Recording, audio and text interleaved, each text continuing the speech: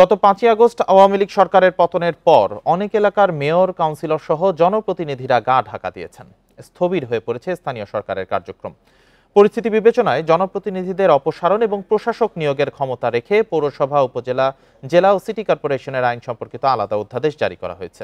এ নিয়ে আলোচনা করতে আমাদের সাথে যোগ দিয়েছেন ঢাকা বিশ্ববিদ্যালয়ের লোক প্রশাসন বিভাগের অধ্যাপক ও স্থানীয় সরকার বিশেষজ্ঞ ডক্টর মুসলেউদ্দিন আহমেদ। জনাব অধ্যাপক ডক্টর মুসলেউদ্দিন আহমেদ, আপনাকে স্বাগত। স্যার, একটি বিষয় জানতে চাচ্ছি যে স্থানীয় পর্যায়ের সরকার এখন অনেকটাই কার্যক্রম ব্যাহত হচ্ছে তাদের। এ প্রেক্ষিতে একটি অধ্যাদেশ জারি হয়েছে শনিবার, রাষ্ট্রপতি সেটি জারি করেছেন। তো এই অধ্যাদেশ বাস্তবায়ন করতে, অর্থাৎ স্থানীয় সরকার প্রশাসনকে আবার কার্যকর করতে কত সময় লাগতে পারে বলে আপনার ধারণা? প্রিয় নম্বর সেট করে বিকাশে সেন্ড মানি করুন ফ্রি। আপনাকে ধন্যবাদ। স্থানীয় সরকার ব্যবস্থায় এই অধ্যাদেশ এটা কিন্তু নতুন না, এর আগেও এইভাবে জারি হয়েছে।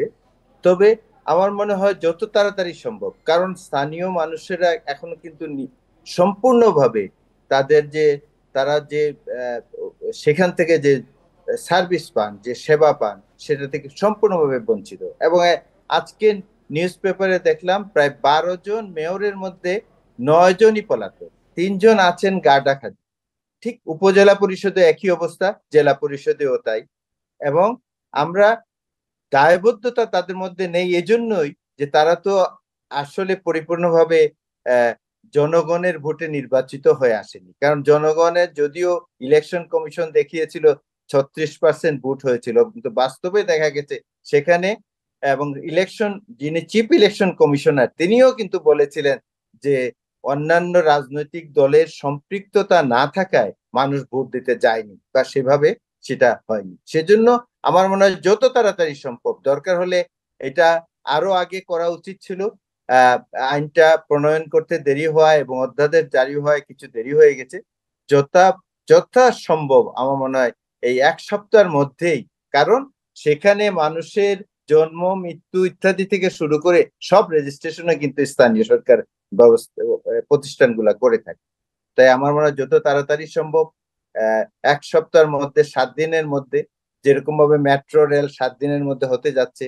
এবং আমরা দেখলাম যে কিছু পদোন্নতি পুলিশ ডিপার্টমেন্টে এবং প্রশাসনেও আমরা দেখলাম যে প্রায় ডিপটি সেক্রেটারি এবং জয়েন্ট সেক্রেটারি লেভেলে 173 জন, 115 মনে হয় উপসচিব থেকে সচিব জয়েন্ট সেক্রেটারি হয়েছে। আবার জয়েন্ট সেক্রেটারি লেভেলে হয়েছে 201 জন। পুলিশেও দেখলাম 73 জন, যারা প্রায় 16 বছর যাবত বঞ্চিত ছিলেন প্রমোশন থেকে।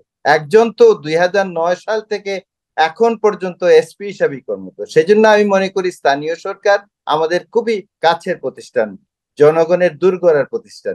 এই সেবা যত তাড়াতাড়ি দেওয়া সম্ভব, যত তাড়াতাড়ি এখানে প্রশাসক এবং নিয়োগ দেওয়া যায়।